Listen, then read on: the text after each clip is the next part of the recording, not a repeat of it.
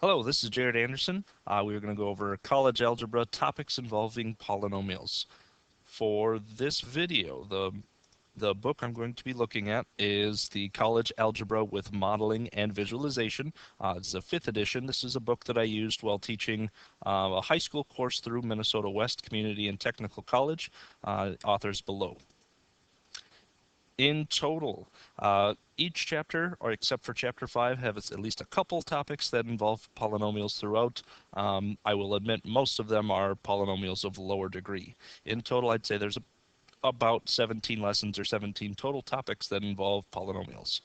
In chapter 1, we just go over the introductions to functions and graphs. 1.2 involves polynomials with its two-variable data, which they do discuss in equation form, the distance formula and circles, which again they touch on with their equations. 1.3 functions and their representations, again mostly the equations there. And 1.4 types of functions and the rates of change, looking mainly at linear functions or linear equations and some of the nonlinear functions as well. In chapter 2, we discuss things like equations of lines. Again, they go over multiple different types of these equations and how to manipulate each one. And 2.2, they go over equations and symbolic solutions. Chapter 3, we start talking about quadratic functions and equations. So in 3.1, we go over things like completing the square and vertex formula, as well as different applications and models, again involving their equations. 3.2, quadratic equations and problem solving. Again, we just dive further into those quadratic equations, touch on factoring, the quadratic formula, and even the discriminant. And 3.3, we talk about complex numbers, more specifically quadratic equations that end up having complex solutions. In chapter 4, we talk more about the nonlinear functions and equations. So in lesson 4.1, we talk about more nonlinear functions and their graphs. Again, the big thing there is they touch specifically on polynomial functions. 4.3, looking at division of polynomials, they go over specifically the division by monomials, so kind of the specific form, usually given in kind of a fraction format, but also division by polynomials. So there they do kind of the long division and synthetic.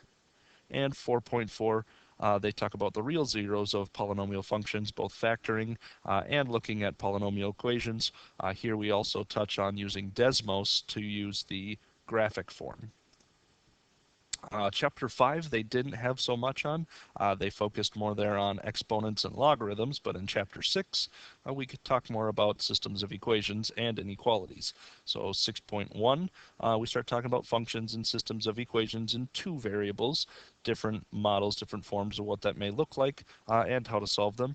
And in 6.3, they continue that into three variables, again, solving with elimination and substitution.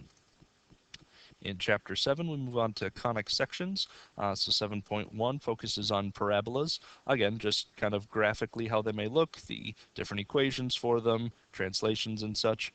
7.2, they do essentially the same thing but with ellipses. They also talk some more about the nonlinear systems of equations.